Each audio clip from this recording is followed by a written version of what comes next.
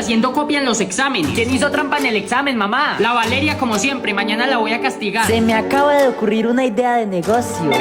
¡Rápido, contesta! ¿Qué quieres, mini Federico? No vayas mañana al colegio, te van a castigar. ¿Y por qué? Porque te descubrieron haciendo trampa en el examen. ¿Y tú cómo sabes?